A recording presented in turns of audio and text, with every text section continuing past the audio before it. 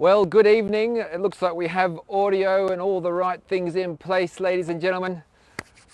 It is my absolute pleasure to welcome you to the Tasmanian Big Tree Hunters, coming to you live from Mabuntua, Alice Springs, all the way out in Central Australia this evening.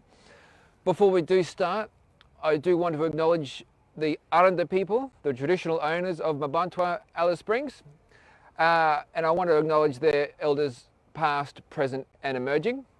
Similarly, I want to acknowledge the Palawa Pakana people from Tasmania, Lutruwita, Tasmania, whose country we'll be mainly talking about tonight, of course. And I want to also acknowledge their elders past, present and emerging. So this evening, we're going to be viewing, first up, the film, The Tasmanian Big Tree Hunters, and then after the film, I'll do a sort of a State of the Union for big trees in Tasmania, and hopefully share a lot of sort of essential knowledge when you sort of start conversations about big trees in Tasmania. In case you couldn't tell, it's very Tasmania focused, so if you do have any questions and think there's something you need answered, just write it down in the comments. I'll be monitoring those comments as they come in throughout the film and during the keynote as well. And if there's time at the end, I'll do a bit of a Q&A as well. So we'll hang out for that. This project took a long time and originally started out in November of 2019 actually. And the project really came about from a really pivotal experience I had in the southern forests of Tasmania when I was surveying the burnt out giant trees from the January 2019 fires. It was, it was utterly devastating. I'm really comfortable saying that. It was a really emotional experience. And from that, we ran a quick crowdfunder for a film I wanted to produce, which was going to be called Documenting the Fallen. I did shoot and edit that film. However, a whole entire movie about dead giant trees, it wasn't really what I wanted to put out into the world, even though it was very real. And I thought that with the onset of COVID lockdown last year in March and April, we had a bit of time to rethink what we really wanted to communicate about these giant trees in Tasmania. The burn, the fire, the destruction is part of this movie, but we try and tell a lot of the different stories from people who are out there looking into these forests and finding these trees. So before we do start, I do want to thank the Tasmanian state government who did give us a grant as part of their COVID stimulus package. So thank you Arts Screen Tasmania and the Minister for the Arts. And I also want to acknowledge Tom Allen from the Wilderness Society Tasmania, who really did help us out with our premiere event. And I'll speak more about that and the success from that premiere event after the movie. So without further waiting, let's get into the movie. There's a lot of technology going on here, so we'll just fingers crossed it all kind of works. And here's the movie. I really hope you enjoy it.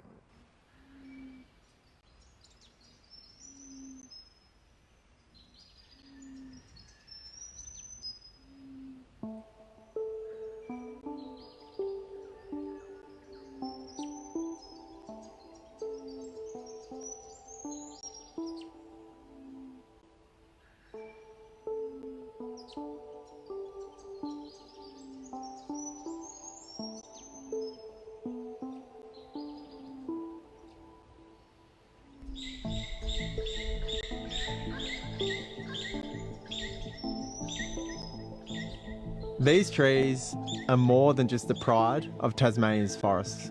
They are the pride of Australia. Being amongst big trees is utterly humbling.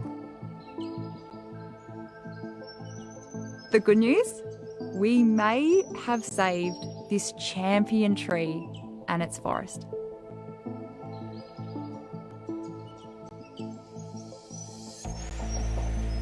This is brand Tasmania.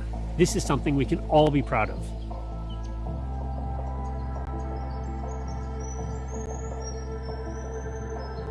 This is my religion. These trees deserve to live.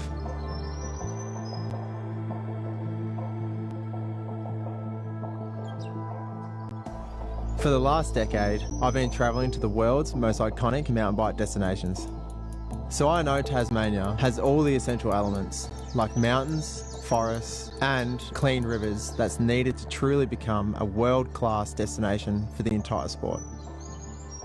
But add into that mix the biggest trees in the southern hemisphere, and us Tasmanians have something truly unique. I remember my parents taking me into the bush when I was just a little kid. And I guess that being in the forest has always been what I've done. They taught me to look up and listen to the birdsong, to look down for orchid species, and to identify all the types of plants and animals that most people might just walk past. When I was a kid in California, I remember how proud everyone was of our giant forest redwood trees. They're internationally famous, and they're legendary. They've taken hold of people's imaginations around the world. When I moved to Tasmania, it was as a scientist to study the treetops and the biodiversity of these giant eucalyptus trees. Tasmania is legendary. It's known to botanists and enthusiasts around the world as one of the most important hotspots for champion trees. I've always been inspired by wild places and driven to explore them. I'm lucky to have turned that inspiration into a career. As a marine biologist, I have been dwarfed by melting ice caps and giant whales. The first time I swam beside one of the largest living creatures on Earth, wide-eyed and bubbling away, it changed me forever. It's this love of wild places that led me to start exploring Tasmania's forests. The reason I do tree work is because I love trees. I did my apprenticeship in horticulture in the Royal Botanic Gardens, Sydney. I learnt from experts in their fields, but I hadn't really found what I loved yet. In my last year there, I saw some arborists pruning some huge Moreton Bay figs. I pretty much signed up for the course the next day.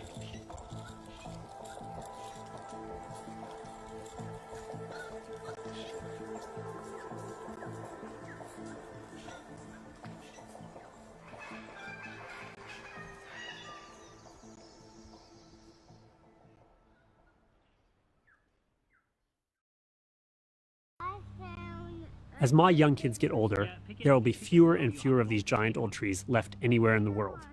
I'm motivated to show them as much as I can of these spectacular ultimate forests. Although, do you know what? That treehouse isn't as good as we can make it. We're going to make a good treehouse that has walls. Here in Tasmania, we have the Southern Hemisphere's tallest and largest trees. These are groves of colossal flowering forests on a scale rivaling anything, anywhere on Earth. Yet for some reason, here in Tasmania, we don't fully capitalize on these world-famous trees. There's clearly untapped potential to share these trees with the wider world, and the wider world is very keen to meet them. But these forests have a critical and ongoing role to play in our future. Not only are these some of the most carbon-dense and fastest-growing forests in the entire world, they're also important and unique laboratories and classrooms for kids and adults. It's complicated by the fact that the largest trees of today are in the later phases of their 500-year-old life. And today, we don't have much 200, 300, or 400-year-old forest reserved on the landscape. When you approach one of these giant old trees, you can read the story of their long life in their gnarled shapes and their twisted growth patterns. You can think of them like senior citizens in our own human societies. Somehow they've survived all the challenges that life has thrown at them over the years. The climate crisis is completely upending all of our ideas of what the future is going to bring. I think there must be some lessons we can learn from these centuries-old survivors: how to be patient, how to be resilient, and how to adapt.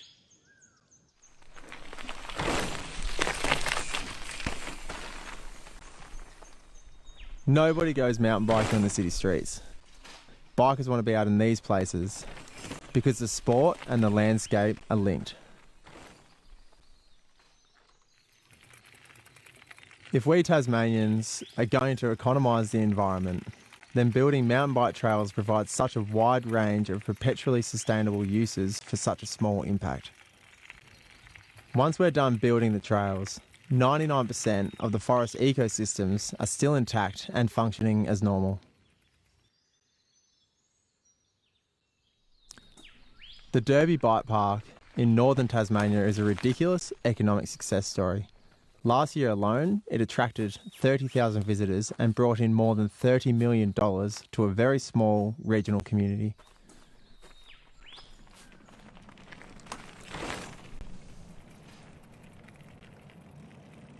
Native forest clear felling like this is debilitating.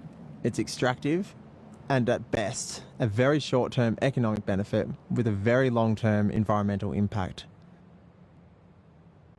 This landscape is absolutely ruined for at least the next 30 years, and you don't have to be a genius to see that. Mountain biking is a perfect example of both financial and environmental sustainability that can benefit all parts of our communities. But looking out at this, a burnt out clearfell right at the beginning of the Styx Valley Tourist Road just seems totally crazy. This patch of hillside should be full of giant trees and yellowtail black cockatoos.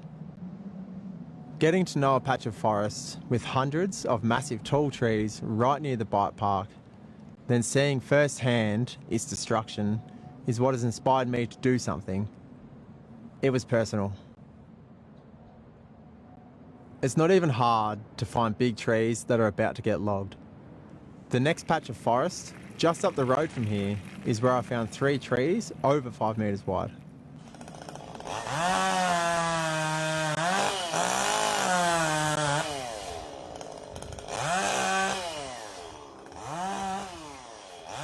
Every arborist has to cut trees down, and that's definitely a part of it. But that's not why I do it. I'm into looking after trees. A lot of an arborist's job is about educating people on the value of their trees.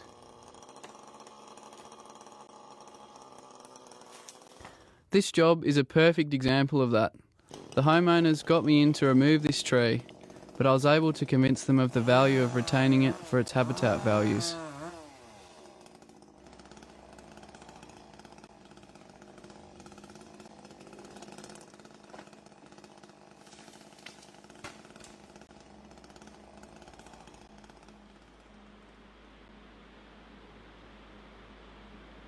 This entire area was a temperate rainforest and wet sclerophyll forest, stands of giant trees everywhere. Today there are just islands of old growth, tiny patches of remnant big trees in between clear fells and regrowth. It might be hard to imagine, but 100 metres from this clear fell is the tallest tree in the southern hemisphere, Centurion. You would think this place would be loved and respected, a national park or World Heritage listed, but just have a look at it. We're going in today to see how Centurion's recovering after the 2019 bushfires. When the fires come through this Eucalypt regrowth, this so-called buffer did nothing to slow the fire down. If anything, it would have gained intensity coming through here.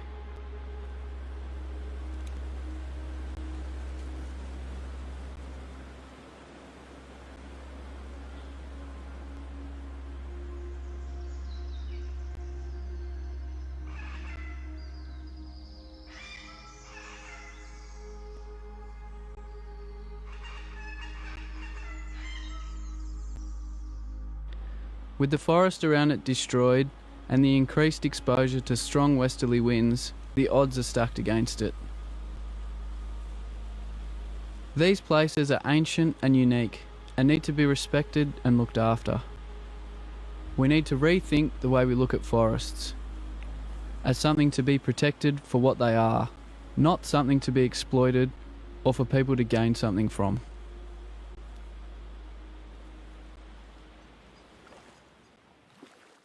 Day to day, I'm out there making sure the rules are being followed. as a marine environmental consultant. My work applies the Environmental Protection and Biodiversity Act, or the EPBC Act. The EPBC is a federal government act that is specifically there to protect biodiversity and the environment. Prior to a development being approved, the developer must conduct an environmental impact assessment. Extensive ecological surveys are conducted so any potential impacts on threatened species can be minimised or entirely removed. For example, if important habitat structures like giant kelp forests are found, the plans will be altered to ensure that there is minimal impact. The whole proposed development is often moved to an area without such important ecological features. In the 5 years I've worked as a marine environmental consultant, I've never seen the scale of this impact in the marine space. How is this not a significant unavoidable impact? What legal mechanism allows this to happen when every other industry has to abide by the federal laws?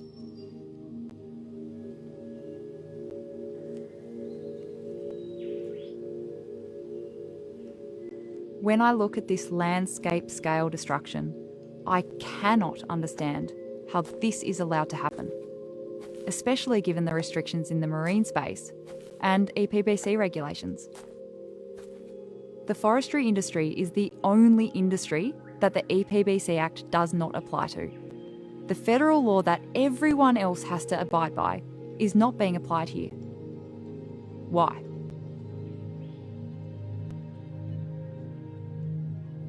The Tasmanian forestry industry is totally exempt from the environmental assessments under the EPBC Act because of what's called the Regional Forest Agreement, or the RFA.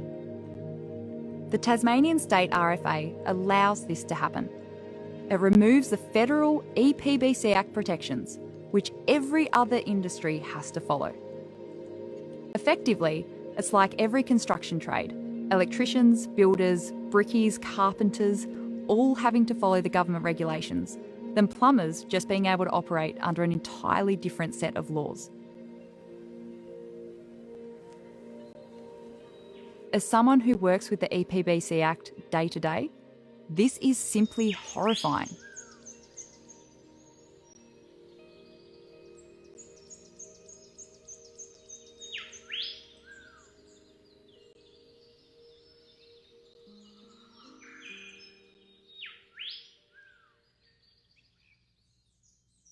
Where I grew up in southern Victoria was home to some of the tallest and biggest trees in the world. Historical records have trees at 130 metres high, well higher than anything in the US, and 30 metres taller than any tree we have in Australia today. But now, Victoria has only 2% of its old growth forest remaining.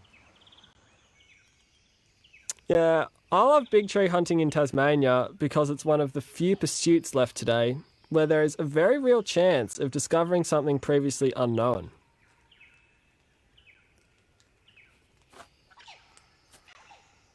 Anyone can go and do this. These trees are on public land and you don't need to have a PhD to wrap a tape around a tree. For me, there's a sense of urgency. The reality is these absolute whoppers need to be found, recognised and protected before they are cut down. And you have to realise that the majority of Tasmanian big tree forests have already been logged. It's obvious to anyone actually out here in these forests that the forestry industry is not actively looking for giant trees before they log our forests. Sustainable Timber Tasmania has a giant tree policy, but it's not a binding document. There's no legal enforceability or accountability. The policy states that any tree over 85 metres tall or containing over 280 cubic metres of wood will be reserved from harvesting, with a 100 metre buffer. But, for reference, the biggest tree in Victoria only contains 234 cubic metres of wood, 46 cubic metres less than the Sustainable Timber Tasmania limit. In other words, if Victoria's biggest trees were in Tasmania, they could be logged. The official definition of a giant tree in Tasmania is astronomical and protects only 114 trees, according to Sustainable Timber Tasmania's own data as of August 2020. And then there's the problem of logging everything 84.9 metres tall and under, basically wiping out the next generation of giants.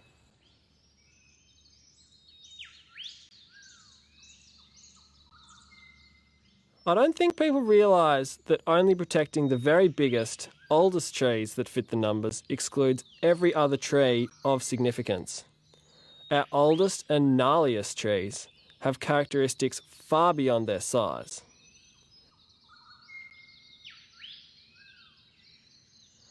They have such an incredible structural complexity. Snapped, broken tops from the wild weather. Hollow, rotted out bases, so big you could park your car in.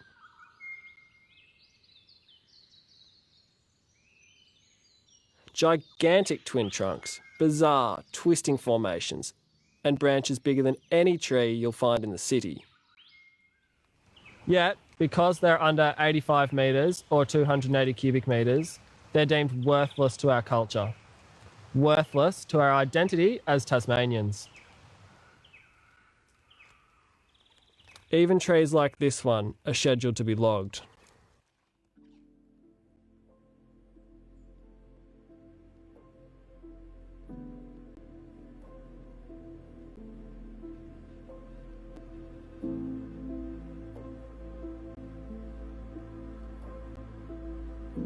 This tree was Australia's biggest tree, at 367 cubic metres. That's 100 cubic metres greater than Centurion. In the 2019 fires, 15 of the top 25 biggest trees in the Southern Hemisphere were lost down here.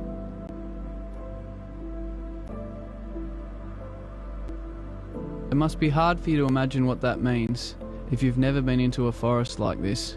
But it's a terrible loss. It's absolutely devastating.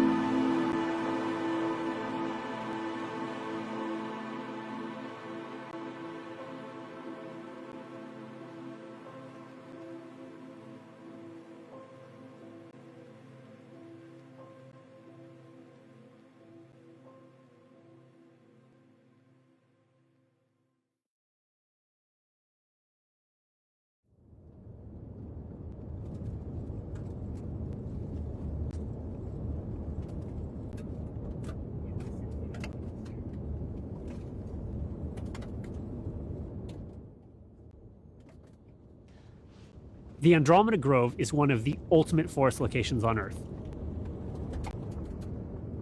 This small area of forest is the tallest known stand of flowering plants anywhere on the planet.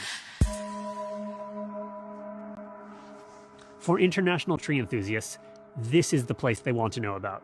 There are more trees over 90 meters tall here than anywhere outside of California. This right here is the global hotspot. When I first came to Tasmania, the tallest known flowering plant was easily accessed on a clear road leading to a beautiful viewing platform right here in the Andromeda Grove. Yet today, the road's been pretty much overgrown, and there are signs in both directions instructing tourists away from this publicly owned nature reserve. When another, even taller tree was found just down the hill, it turns out there was also an old sign showing its height in feet. It had just been forgotten over the years. Tourist regions around the world can only dream of such treasures, and yet here in Tasmania, we're losing giant tree destinations faster than we're building them.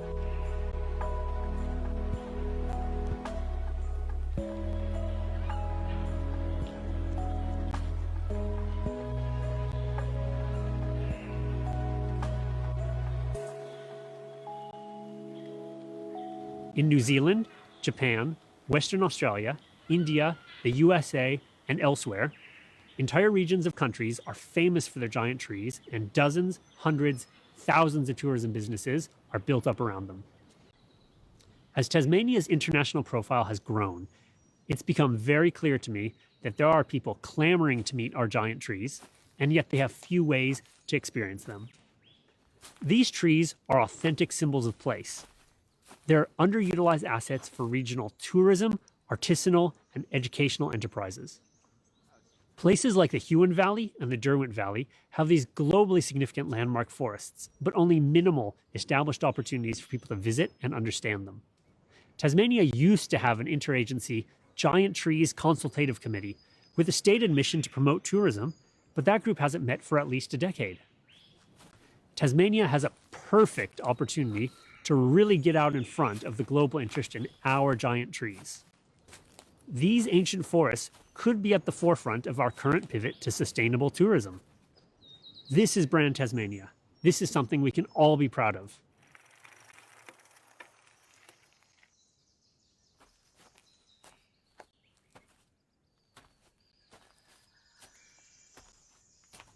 This is Charon. It's the first big tree along the Styx Valley Tourist Road, and it's like 20 metres from the road. It's so old and gnarly, but it and two other giant trees over 5 metres wide are scheduled to be logged in this area this year. Knowing that these ancient, giant trees are about to be destroyed, you can't help but want to do something about it. So I've teamed up with Forestry Watch. I guess that doing it this way, doing the detailed survey work, is not confrontational. I'm not an activist locking myself to the logging machines.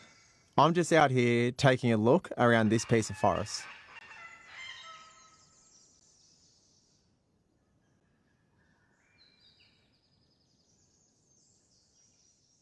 No, I had no idea what we'd found. We just followed a forestry road to this logging area and went in for a look. Big trees were absolutely everywhere. Well, at least we thought they were big until we found this one. We wrapped measuring tape around it and we found it was more than 17 metres in circumference. This really didn't mean anything to me at this point, other than it was really, really big. So I consulted the Tasmanian Big Tree Register and learnt that this tree right here is either the biggest or second biggest of its species.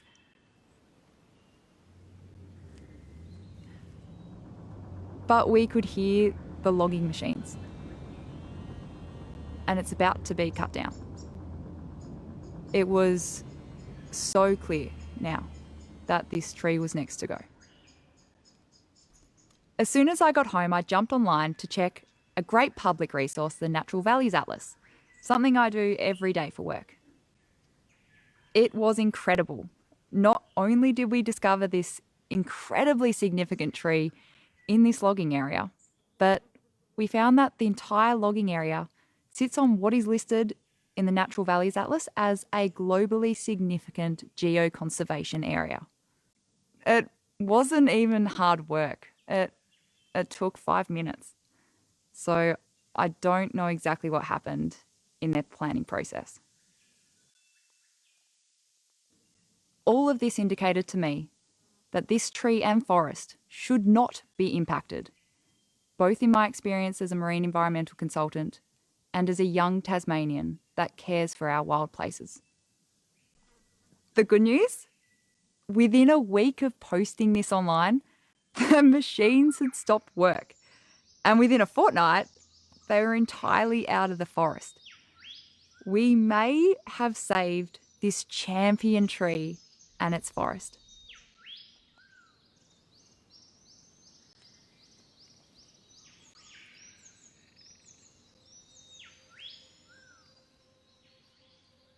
It's pretty obvious that old growth logging is still a thing here in Tassie, and that giant trees do get logged.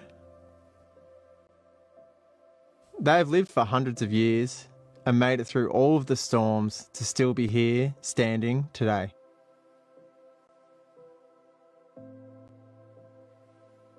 I'm super proud to have played a part in highlighting what was about to happen to these giant trees on the Styx Valley Tourist Drive, because these giant trees are a fundamental part of this forest's complexity. They are the icons of our forests, and through them we can all learn to be engaged with the forest in ways that fulfill each of us.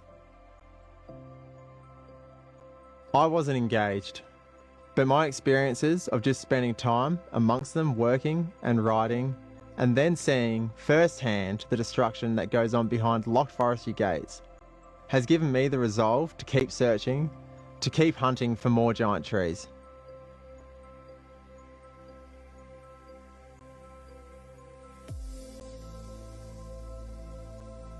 Being amongst big trees is utterly humbling. You might be familiar with looking up at the stars and feeling small. This reminder of our tiny place in the universe is absolutely fundamental to our sense of being and place. I think being humbled by nature might remind a lot of people that so much of modern life is just fluff. For sure, I'm here for the trees. I'd personally rather leave them alone, keep them secret. Unfortunately, that's not really an option in 2021. These forests are my home now, and as long as we're still losing old growth and big trees, I'm prepared to find them and do what I can to protect them. Every time I take clients out on a giant tree expedition, I'm stunned by the excitement and delight it brings them. It sparks joy. Meeting these ancient trees is a life-changing experience, and people are willing to pay for guidance and interpretation. Tasmania is a much more famous destination than when I first came here 20 years ago. We've now got a chance to tell our international admirers a remarkable story of spectacular forests. I believe these trees can contribute to our quiet pursuits of the extraordinary in tourism, fine arts, filmmaking, literature, and agriculture. It can really support Tasmania's branding on the mainland and overseas.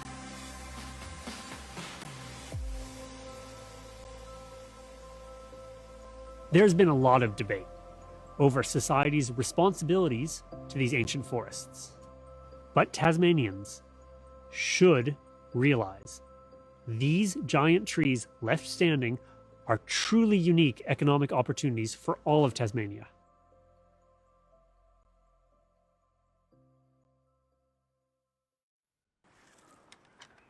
I got a call from Forestry Watch. They told me about this huge tree they found in a logging area. They reckon it's a giant, so I thought I'd give it a climb to measure it.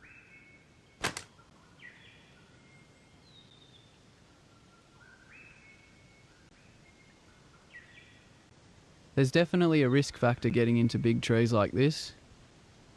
For sure I get scared, but that's a big part of it, and you really have to earn these climbs.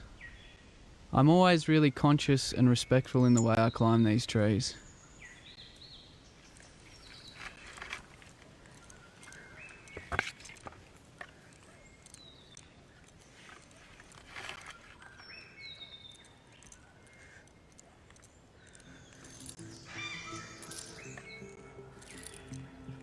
I love climbing these old trees.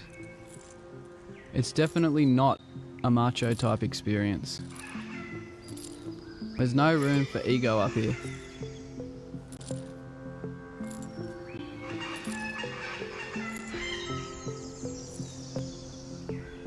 When you're sitting up here, it's a humbling experience. It's spiritual.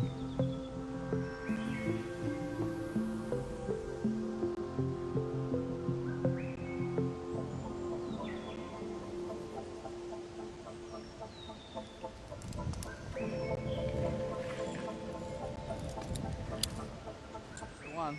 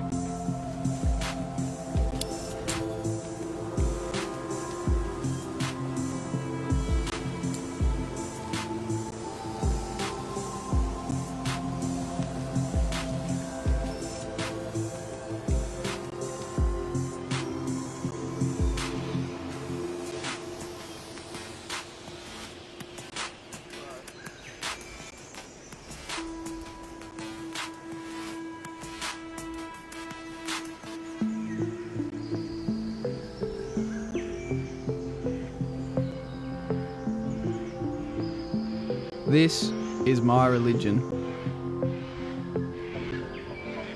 These trees deserve to live.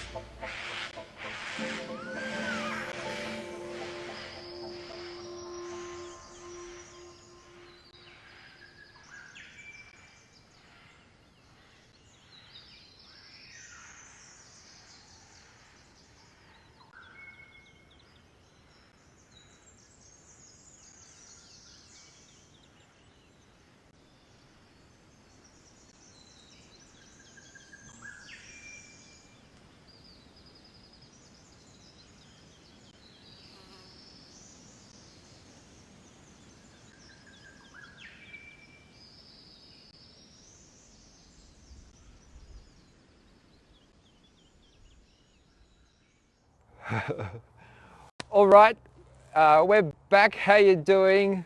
Thanks for all the great comments there, guys. And it really is a story that is complicated, but super rewarding to tell. And I mentioned that earlier in the beginning there, that the original project was all about documenting those fallen dead giant trees after the fire, and it was just too difficult to watch. And so the positivity and the enjoyment of the process and the place and the time and those people is really what I wanted to communicate to you guys out there tonight. These trees aren't hard to find. They're often very close to roads. Forestry in Tasmania has done so many things, and we'll talk more about that in the presentation for sure. But what I want to do just after the film right now is say a huge thank you to Jack, Annie, Razzle, Yoav and Carl, who each put in lots of time and effort into making this film. And those guys, they're not like media celebrities, they're not like practiced media people at all. They're just regular people that just are out in these forests and doing positive things. And so telling their stories of their wins and of their enjoyment is one of the things that I think is missing from environmental communication the world over, that personal experience, but especially in Tasmania. I think you'll agree that the film is not an activist recruitment film. We're not aiming to inspire people to go out and lock onto the trees. There's enough of that communication. And I see that style of doing things, you know, it really sort of polarizes society. It's very important, don't get me wrong, but it does polarize society. So we often have two camps. We have the loggers and we have the greenies that are locking on, and always our forests are presented as this battleground where this war is happening, and nothing could be further from the truth. So it does happen. Cutting trees down does happen, and we'll see that later. But there's also huge areas of forest where you can go and enjoy yourself, have an amazing experience, an amazing connection to nature. You can learn things, you can touch things, you can smell things, you can just get out into these beautiful places all by yourself. And that right there is the most important thing. I think a lot of people in Tasmania have kind of just shut down when it comes to forests because of really polarizing media that comes out of the forest. So we want to bring people together. We want to talk to all the people that are inside that range and just show them what's amazing, what's good, what they have right on their doorstep, including you. So we're going to keep going now. I'm going to try and keep an eye on the comments and stuff like that. But while I'm doing the presentation, it's kind of hard to do that because I have to do the presentation. But we'll kick off. And we'll just hope the tech gods smile on us this evening. All right, so like I mentioned at the start, we do have to thank the Tasmanian State Government for supporting the project right from the beginning, the Wilderness Society, and I want to shout out two amazing new groups in Tasmania, Grant, or the Grassroots Action Network Tasmania, who are just doing marvellous things in Tasmania. Like, I'm 40. These kids are all like 20s, early 20s and stuff like that, and they're really having a go of it, self-organising, self-perpetuating, and just doing really positive things. Similar is Forestry Watch, which is very much a forestry dedicated group. We're just a bunch of friends basically that get together and do what we can to sort of highlight what goes on in the forests of Tasmania. So look those two groups up on Facebook, Grassroots Action Network Tasmania and Forestry Watch. They do programs all the time. There's events happening all the time with those two groups, and I highly encourage you to get involved. Before we do start, I really do have to say a huge thank you to the legendary Brett Mifsud. Without Brett, we wouldn't know about hardly any of these trees. Brett has been flying down on his holidays from Victoria to Tasmania for over 25 years just because he loves it, just because he can't help himself. He's just got to get out in those forests and find those trees. And indeed, the most famous trees we have today, all discovered by Brett. So it's Brett's work that really has enabled people like me and Dr. Jen, the tree projects, to really have a foothold in this big tree world, and it's his support and indeed knowledge base that we do tap into here throughout the presentation. So if you do know Brett, you'll just know what I mean. He's an absolute legend. So tonight in the presentation, we're going to be covering sort of what we do at the tree projects. We're going to go into a bit of historical context because there's some things that I'll show you in that section that'll just blow your mind. Unbelievable. Like, I couldn't believe it when I first saw it. We're going to talk about, after that, the Tasmanian Big Tree Register. Then, where are the big trees? What are the threats to Tasmania's giant trees? and we're going to talk about sort of more policy sort of stuff, but it is quite interesting for sure. The Sustainable Timber Tasmania Giant Tree Policy and our proposed amendments. We'll have a chat at the end there about Big Tree State, which is our new initiative launching later this year, and of course the fun stuff, the Hobart Recreational Tree Climbing Club. So I just wanted to start out again by letting you know that I'm not a scientist. I don't have a PhD. I've never been to university. I'm just literally some bloke that loves trees, and I'm out in these forests all the time. I'm climbing these trees all the time. I'm out there exploring these forests. And so much of my information does come obviously from science, but a lot of the information comes from personal experience. And that is something that is hard won in this day and age. You've got to put a lot of effort to get out in these forests. Talk about effort, how about this one? This is me, if you can see it, this is me sticking my head out of a giant sequoia over in California. So Jen and I have had really amazing tree experiences. So this tree just here is in a place called the Giant Forest, just near Yosemite National Park. And indeed, if you look over to the right of the photo, the bottom right, you can see Mount Whitney and the other parts of the Sierra Range. And just to the top left there, you can see the start of the Yosemite Valley. Tell you what, this tree was like climbing the Everest of trees. Not because it was big, but because it's like the challenge, that experience. And a few people get to climb Mount Everest. You know, you might say it's a lot, but even fewer get to climb the giant sequoia. So we were very lucky to join in on a week-long research trip with Dr. Anthony Ambrose and Wendy Baxter. And this is another photo from that trip. Massive shout out to Dr. Skyland, who's there on the right-hand side. Tell you what an absolute whopper. We are about 45 meters up this tree, and holy smokes, it's still 4.5, 5 meters wide in diameter.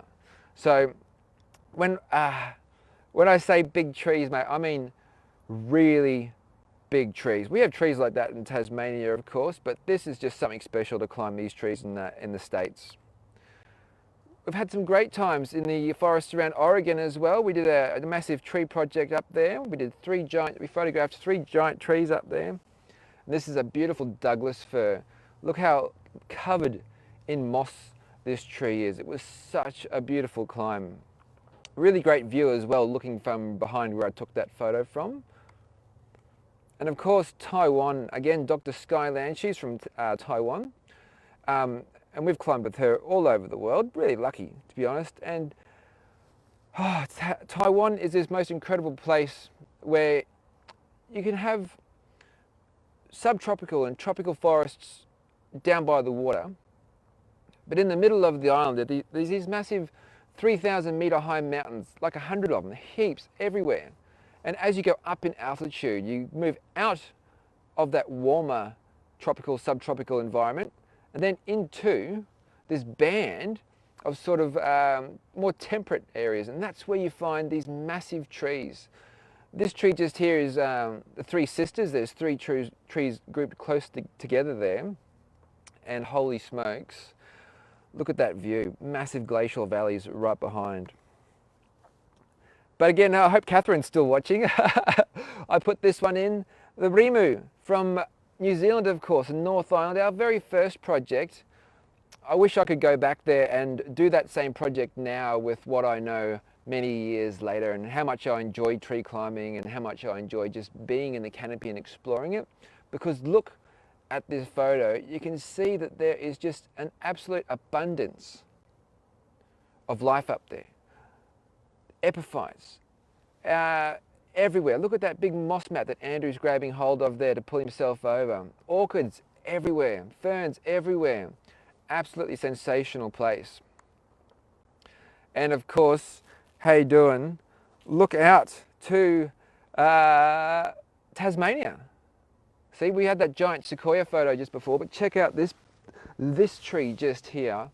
This is a remarkable tree, just inside the Tasmanian World Heritage Area. It was logged right up to the base of the tree. Where I'm taking that photograph of has all been logged about 15 years ago. And there's Mead, one of our Hobart Recreational Tree Climbing Club people, on one of her first big tree adventures going up there. Look at the smile on her face. You might not know that in Tasmania we actually have 5 species of eucalypt that have been recorded over 90 metres. This tree just here is Home Tree. This is the tree that was featured at the end of the film there, and it is the tree that Annie found when she was out scouting around Logging Coop. So about 100 metres away from this tree is where that part of the film where Annie walks out into that clear fell. That's right near this tree. And just her science and her abilities and her toolkit basically saved this tree and it's the remaining forest that was left behind. So it was really a remarkable bit of work. So big trees that kind of in many places around Tasmania. And the funny thing is, I'll talk more about it later. I won't launch out into too much of a spiel just now. One of the things we do love at the tree projects is going on grand adventures, but also communicating that, like with this film, let's just say, but also we do a lot of outreach to other media sources like magazines, news stories around the world online and stuff like that. I think this year alone we've had so much great success, like the cover of Wild magazine here, a 6 or 7 page photo story about Tassie's giant trees. We've been in the global print in Popular Science magazine, and that is huge. Done a couple of TV appearances, and I think one of the best ones, most noteworthy ones, is the Weather Channel in the US, sort of coast to coast live. I was awake very late at night at like 12:30 or something like that for their 8 o'clock, and it was not the best interview, but it wasn't the worst either. It was really good. Yeah, so we've been traveling around the world, climbing giant trees and trying to document them using our very special camera techniques. And we're moving on. This is what we sort of was our bread and butter, but recently we've sort of branched out more into this filmmaking, advocacy, and inspirational sort of stuff, like we've been doing with this film. And you want to check something cool out? Have a look at this. This is Gandalf staff in Tasmania. There's Dr. Sam Woods down the bottom there. And as we travel up this tree, you can see it's basically a cross-section of Tasmania's temperate rainforest. There's the first branch. There's Dr. Jen. As we go further up, you can see Yoav in there. Further up still, there's Dan now, Dan Haley. And as we get above the fog layer, we get to the summit of the tree. Now the bizarre thing about this tree is that it's 84 metres, so this tree would not be protected under the Sustainable Timber Tasmania giant tree policy. Oh yeah. When we did start taking these portraits, in case you haven't seen them, there's a couple of photographers in America, the States, that pioneered the technique. James Baylog back in the early 2000s, and then Michael Nichols in 2009 and 2011, I believe, photographed a giant sequoia and a redwood, Californian coastal redwood, using similar techniques with a lot more budget. But when I was talking to those guys online and sort of just chatting through and discussing things, whether it was okay for us to use that technique and all the rest of it, Michael Nichols basically said, you've really got to not just take a photograph of a tree, you really have to take a photograph of those trees at their best or in the most dramatic weather. And for years and years and years, I really took that on board and dreamt about taking a photograph of a giant tree in the snow. And last winter, I did it. And on the computer just now, I'm currently editing this photo together. It's a massive Eucalyptus obliqua in the Florentine Valley, a really special tree. Can't wait for that one to come out. All right, so let's move on to get into some of that historical context. I'm going to blow your mind here a bit. Check this out. Victoria, 1890. 1890, not 1990, 1890. Check out the size of that tree and check out all the people standing around its base. I think it's really important to acknowledge that we've had a lot more giant trees in Australia. Victoria would have had possibly the biggest trees in the world. You know, look at the size of this thing. It's absolutely massive. You can also take a look at the forest behind this tree, of course, and just realize that it's all been burnt out and soon to be cleared for pastures and farmland. Here's a stunning fact, all right, for those big tree people around the world. Australia's tallest tree was 114.3 metres. That's only a few centimetres shorter than Hyperion, the tallest tree today, like a few centimetres, like 20 centimetres maybe. George Cornthwaite in 1890, okay, in 1880 I measured the tallest tree ever measured. He used both an Albany level and a theodolite. He both got 370 metres for those. But funnily enough, a year later when they cut the tree down for fence palings, he had a chance to measure it on the ground and measured it to be 375 feet. Okay? Think about that, mate. Like, imagine that tree today. Imagine how much money, how much of a tourism economy could be built around that one single tree. Millions and millions, tens of millions of dollars a year in tourism revenue. But it's just a paddock. Here's oh mate, I couldn't believe this when I discovered it. Thanks to Brett Miss for sharing it. Nicholas Carre in 1890. Check out this quote.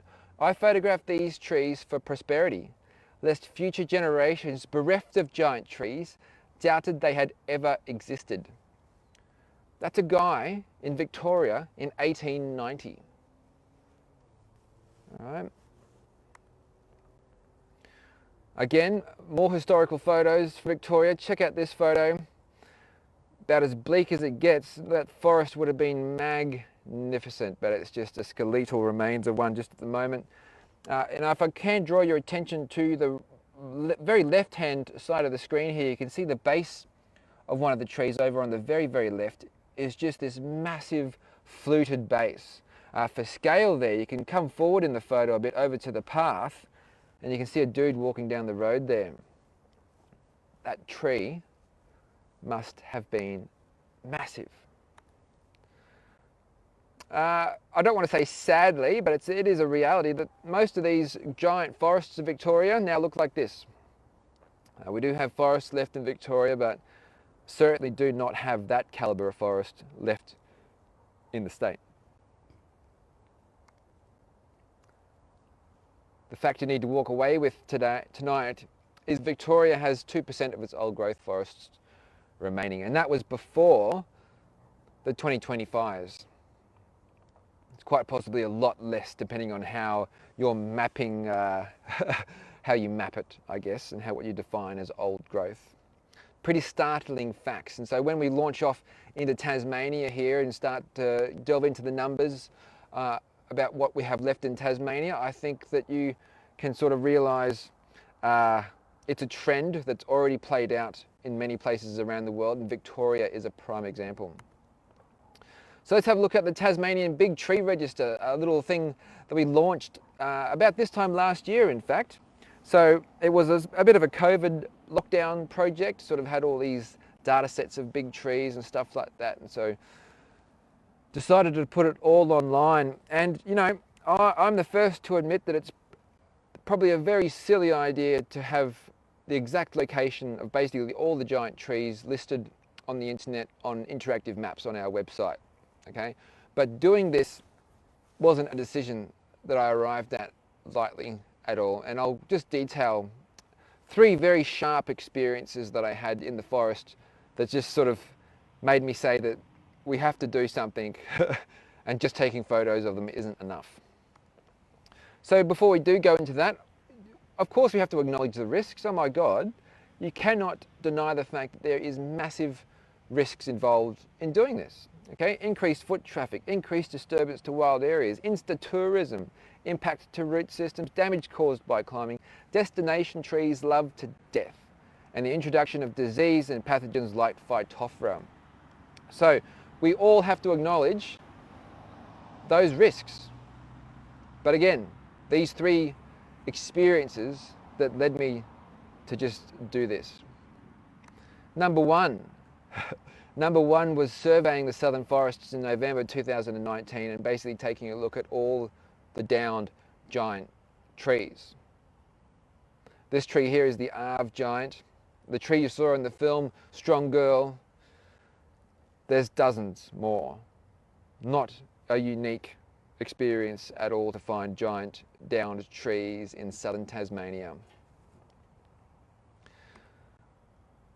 couple of days later, we decided to just go for a climb, a fun climb, get out there and enjoy it. And this is a massive Tasmanian blue gum, Eucalyptus globulus.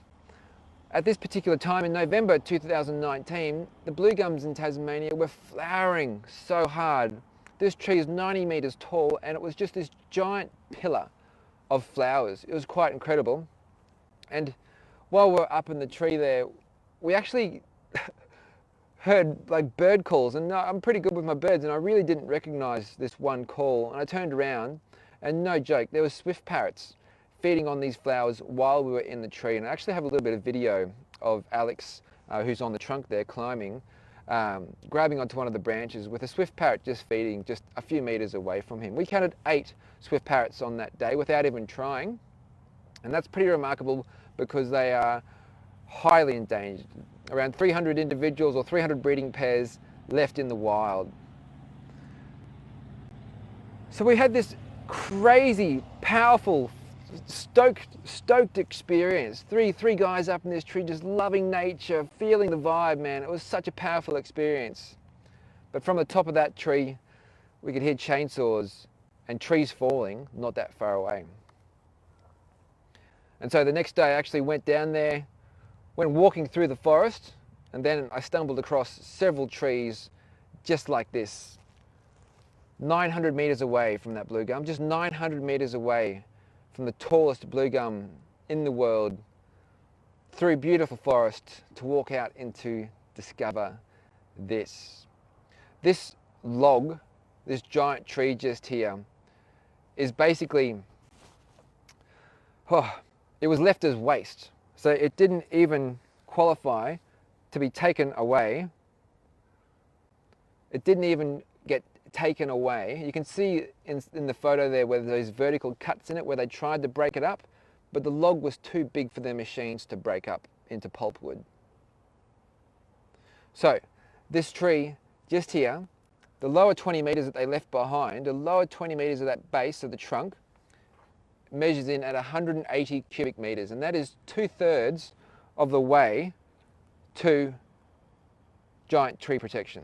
So the lower 20 meters of that tree is 2/3 of the way to giant tree protection. So there's no doubt in my mind that tree would have qualified for giant tree protection, but it just got cut down anyway. So looking back at those potential or future risks that we spoke about before, yeah, they're in the future. They're things we can manage, all right? They're things that we can sort of mitigate, plan for. But what's happening right now to the giant trees in Tasmania, what's happening right now, is that we are losing them without even knowing them. They are already a commercialized commodity, and they are undervalued to the point of being left as waste. They are lost economic and social opportunities for a number of businesses and people to enjoy and prosper from. But we don't. And to sort of drive home, someone asked earlier about Centurion, if it was okay to go visit Centurion. I was like, hell yeah.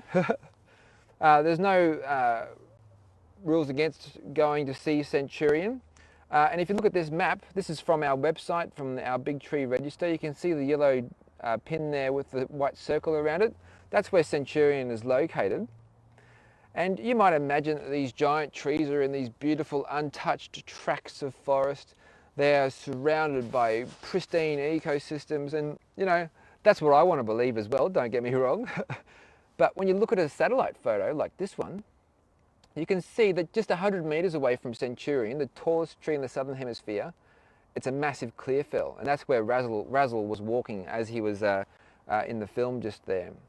All right, you can see more to the left-hand side of that clearfell. It's a very uniform canopy structure, all logged there as well. To the top left of the frame, you can see a very smooth canopy structure, all logged and regrowth there. And to the bottom left, all logged and regrowth. So I don't want to hurt these trees by encouraging people to go there, but I can tell you right now that people are already going there, and they're taking chainsaws. And so the real equation in my mind for publicising the giant tree register, it wasn't really an ethical one, it wasn't really an environmental one, it was an act of sort of desperation, for lack of a better word, because the real equation in my mind is chainsaws or footprints. What do we want? What do we want people to be taking into these forests and taking out? Do we want people with chainsaws to go in there and cut the trees down and take the trees out? Or do we want people with footprints to go in there, make a little track, make it a bit muddy maybe, get a few photos and tell their friends about it? We have to choose. So where are Tasmania's giant trees? Well, it's actually pretty easy to find them. So here's Tasmania, and there's Hobart down the bottom there, bottom right, sorry. This red zone here is the permanent timber production zone. This is the area in which Sustainable Timber Tasmania operates. This is where they are sanctioned to cut wood from, and there's other areas in Tasmania where logging occurs, like private estates, for example, but this is where the government contractors all work. And you can see there where the location of the trees are. Okay, you can see that there's a pretty big overlap between the giant trees and the permanent timber production zone. So looking a bit closer, you can see Hobart there. We're in the southern part of the state just there now. So there's three main areas, three sort of big name areas that you should really become familiar with, because they're sort of the keystone places to find giant trees in Tasmania. We have the Florentine Valley, the Styx Valley and the Southern Forests. These are not long distances away from Hobart. You can go and see a giant tree 92 metres tall in about 40 minutes of driving from Hobart. Easy. Not even a full day trip. You can go and see it in the morning and come back, have a nice pie on the way home. Easy. To sort of emphasise the crossover of the permanent timber production zone and where giant trees are located in Tasmania, this is a map of the Florentine Valley. Easily one of the most decimated areas in Tasmania for logging. This valley would have been where we would have giant trees, a few now for sure, but we would have had giant trees here in 100 years time, 150 years time. But everything's basically been logged. We have very little left inside the Florentine Valley, and we just have this row of trees that are bordering onto the grasslands to the west in the World Heritage Area and into the permanent timber production zone. So there is a definite management issue here. So what are the threats to Tasmania's giant trees? Well, oddly enough, it's the tree age is a threat. Our giant trees in Tasmania are really old. All right, that's pretty obvious. When you've got giant trees, you don't get young giant trees. The super large giant trees are in the 500-year-old age class. Most of the tallest trees in Tasmania have dead tops. They're in decline. And much of the remaining forest is in a regrowth phase after logging and or fire and is less than 100 years old. So the tall trees, now you've got to listen carefully here. There's a bit of a catch in this first sentence that you really have to listen closely to.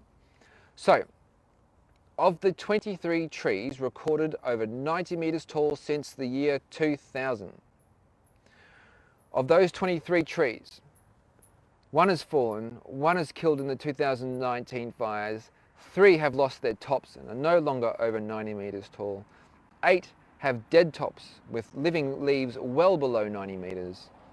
Of those with living leaves at the top, at least 3 have severe structural issues. And take a look at this. Only one of the trees over 90 metres tall in Tasmania is from the younger 220-year-old age class. That tree's found in the Florentine Valley. So you really got to take stock of those numbers. So of the giant trees, of the big fatty trees, okay, and again, got to listen carefully to this first sentence to qualify the statement. Of the top 20 trees found since 1987, one has been lost to logging regeneration fire, 2 lost to bushfire in 2010, 12 lost in the January-February fires of 2019, and 2 are severely damaged in that same fire. So of the top 20 biggest trees in Tasmania, we only have 5 left. Okay, so there is a range of big trees protected under that 280 cubic metre protection. There's a range of trees in there, but of the top 20, of the biggest 20, only 5 of those are still alive. Of course, you can't talk about big trees in Tasmania without acknowledging the fact that logging has major effects on the ecosystem, on the trees themselves. There's the direct and there's also the indirect effects. Like the indirect effects, you could say, is the fragmentation of old growth areas. Wind damage by cutting the forest down and just making the tall trees much more exposed to the wind. The drying out of the forest at the edges. Escaped regeneration burns, and of course those direct effects, logged trees. Just again there on the right hand side, check that thing out. So here's a great example of those logging effects. This is the Manning Grove in the Florentine Valley. This grove of trees is absolutely magnificent, but you can see all around it, the forest has been flattened in successive logging campaigns. And you can see that, you know, that group of large trees up there is a cluster of trees. They're all protecting each other, all right? But as soon as you cut down and make an edge in that forest, then the wind gets in, then the edge dries out, then you burn that logging coop, burn that waste, and that impacts those trees. And if you take a closer look, maybe the photo is not that great when you look at it closely, but there is a lot of stress in the tops of those trees. This is one of the only areas where we have that younger age class of 220, 250-year-old trees. This is the best example of where we might find tall trees in 50 years, 100 years in Tasmania. Alrighty, bushfire is obviously, mate, can't escape bushfire. And I guess that's pretty self-evident.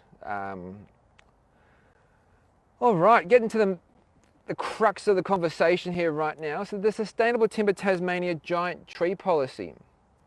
Okay, this is the bit of paper, this is the policy that affords giant trees in the permanent timber production zone protection. Okay, so there's trees that are in the World Heritage Area, forever protected, and there's a whole lot of trees, the majority of trees, that are inside the permanent timber production zone, and this is the policy that grants them protection.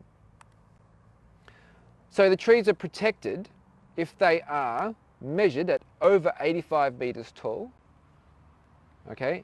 If the tree is over 280 cubic metres in wood volume, but the kicker is that the tree has to be nominated, okay? These trees are not automatically protected, and there is no consequences for cutting these trees down before they have protections. All right, and this is an all too common sight in Tasmania. You'll hear our politicians say that we don't log old growth. We don't log giant trees. But we've seen several examples so far in the presentation, and this one right here, that holy smokes, you can't lie with a good photo. Look at that, look at the log on the back of that truck. That's probably just one tree completely dismantled on the back of that truck. Absolutely disgusting. This is, was sent in to us in November 2020. A person has a property beside the highway, and this truck just happened to break down, and they got a photo of it from their paddock. So the evidence is clear. So what is protected under the policy? Okay, so in the Sustainable Timber Tasmania register, there is 113 trees listed. Okay, there is 45 trees that qualify for the 280 cubic metre protection. There is 75 trees over 85 metres for that protection. Okay, and if you add those numbers up, 45 and 75, it doesn't equal 113 because some trees actually have both qualifications there. Take a look at this. At least 25 of the trees listed on their register are dead. These are the people who are in charge of taking care of our giant trees. At least 25 of the trees on their list are dead. El Grande, killed by Sustainable Timber Tasmania in 2003, is still listed 18 years after its death. You don't need to be a genius to sort of see that there's not a lot of work being done with this policy. Here's some great photos of El Grande before it died. Big tree legend there from Tasmania, Wally Herman. This is one of Brett's photos. Check out the base on that tree. That is equivalent to some of those big trees we saw very early on in the Victoria, in the historical context section. All right, you can just see all those old people standing around the base of this tree taking that photo.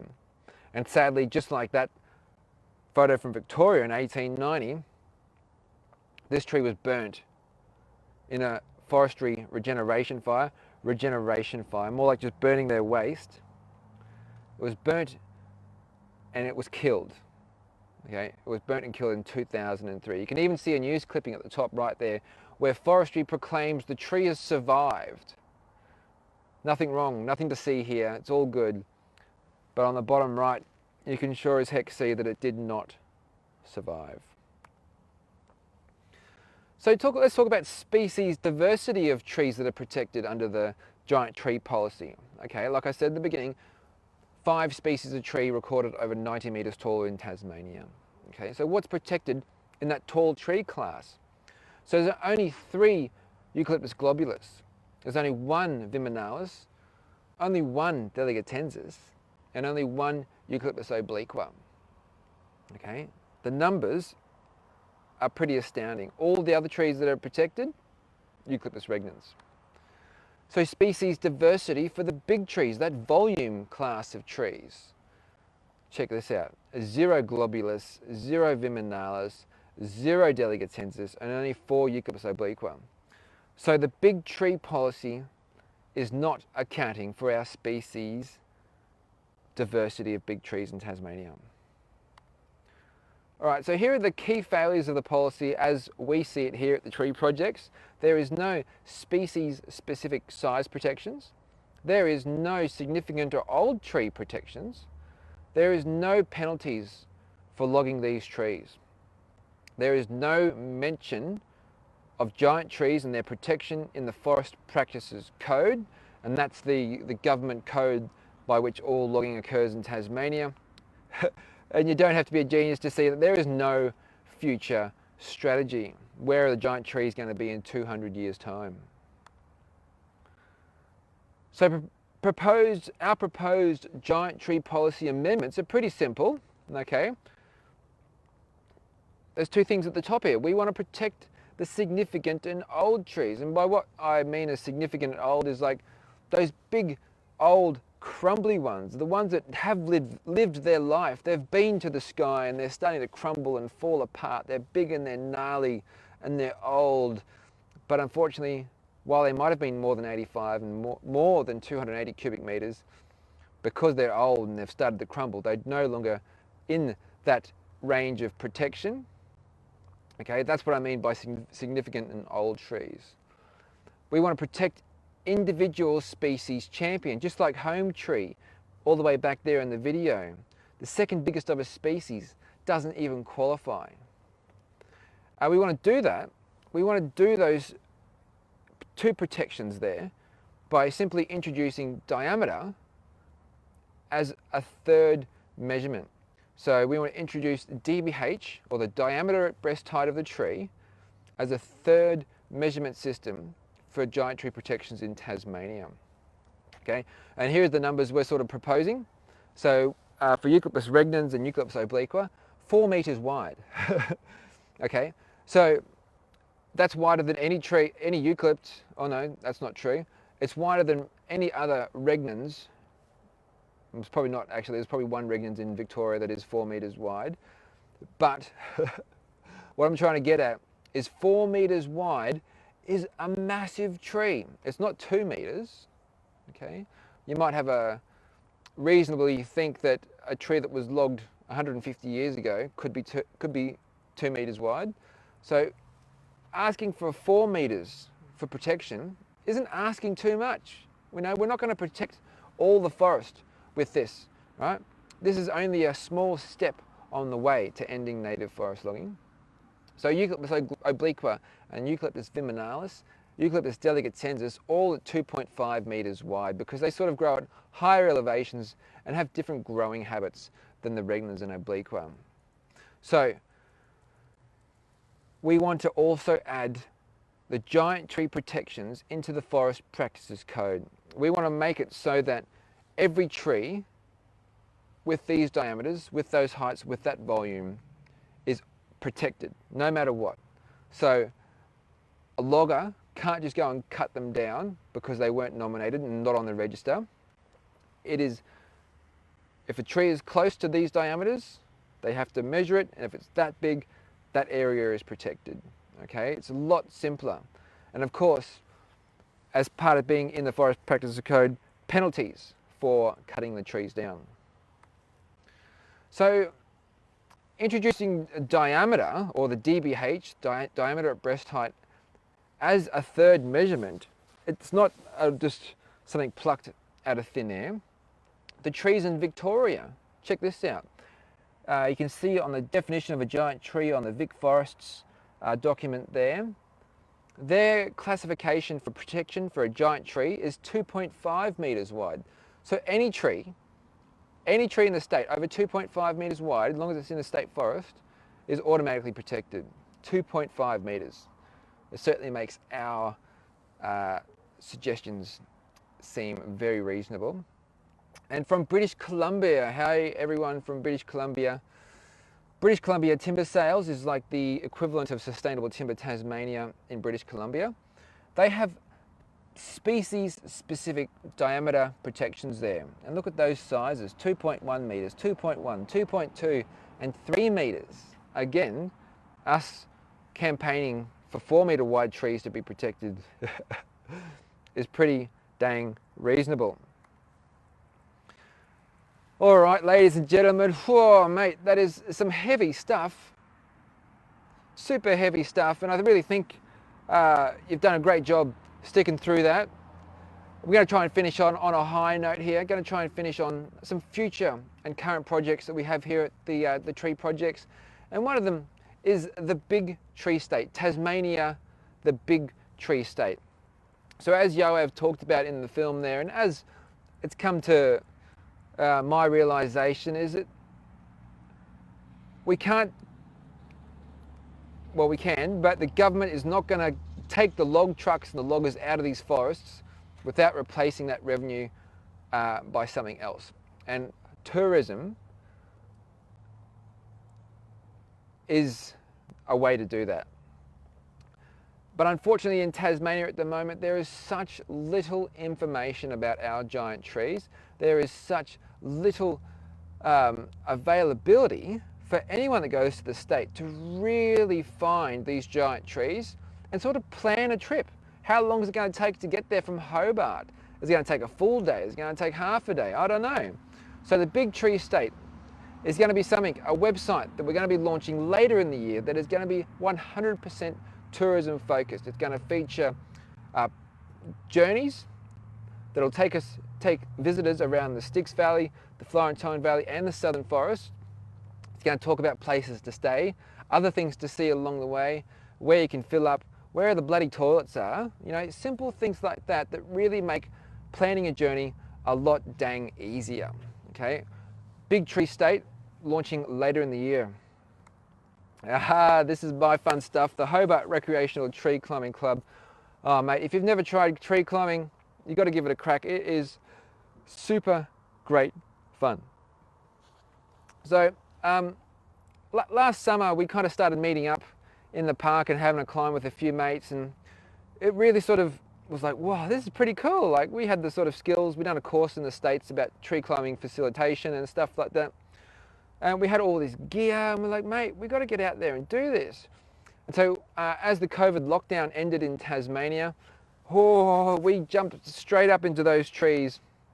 And over the last year, we've taken up more than 100 people, 100 first-time climbers into a tree for the first time, like using proper techniques, using proper gear, and in a safe environment that's non-competitive and very, very friendly. So we just want to create like a greater appreciation of trees by affording people, the more adventurous people, a new experience and a new way of looking at trees and forests.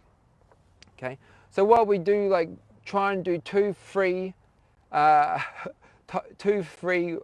sessions a week in Hobart in a park tree, just like this one here, one of the main goals is actually getting people used to being on rope, getting people used to climbing and being above the ground, and then learning the techniques. And then once they're comfortable, taking them out into the forest and getting them up into a big giant tree in the forest. Because I'll tell you now, some of the greatest, most pivotal, most meaningful experiences in my adult life have all come at the top of one of these giant trees. And I believe that it is those experiences that just motivate us here at the Tree Projects to do what we do. Like, we're not here to make money, we're here to do something that's enjoyable for us and good for the world as well. So the Hobart Recreational Tree Climbing Club is just a way of sharing those experiences with new people from around the state and around the country too, if you want to come down and join. All right. So what are our goals with all of this at the Tree Project? What are our goals showing you all this, making these films, doing this climbing, all this sort of stuff? Our basic goal is to inform you and inspire you to get out there and see these trees for yourself. Because without you going out to these forests and connecting with them, knowing them, understanding them, and being inspired by them, how can we ever expect any change to really happen? We need people to fall in love with these forests and these trees just like we have. And that is the way in which change can take place. It's not going to be activists out in these forests, it's going to be you and me having a good time.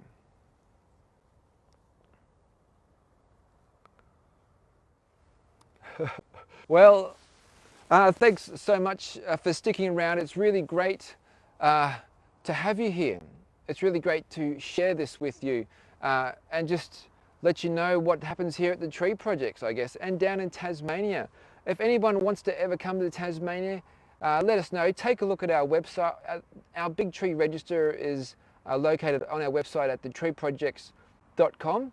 We're working on an updated Tree Projects website at the moment. We're trying to lay out the information a bit more clearly for you.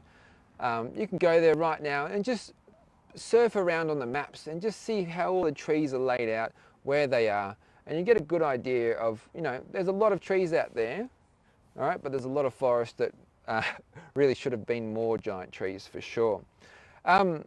Again, thank you very much. We're going to sort of have a crack at answering a few questions on the comments now. So I can scroll up a little bit and have a crack. See if there's some up here.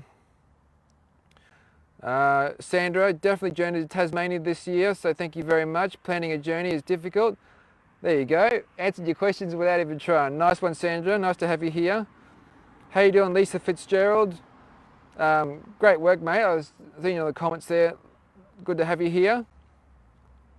Things aren't that pretty here in BC either, says Stefan. Well, mate, you don't need to tell us. I think we are sharing, Tasmania and British Columbia are sharing those experiences at the moment. And while we can learn as societies from each other, I think it's really the governments and stuff like that that really need to take note about, the economic possibilities that these trees have standing. And we want to protect these trees. We want to save these trees. We want to make sure these trees are around for a very, very long time. But in order to do that, to save them from the chainsaws, perhaps tourism is one of those things that is, for lack of a better analogy, is a necessary evil. So good work there, Stefan.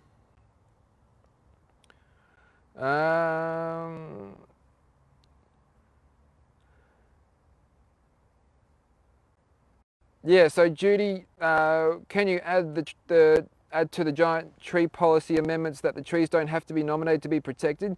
Yeah, so that's what, if the trees are mentioned in the Forest Practices Code, if those giant trees are mentioned in the code, they will automatically be protected. So it'll be the same as doing something that's unsafe on a work site, for example. There's pretty heavy documentation about safety on these work sites.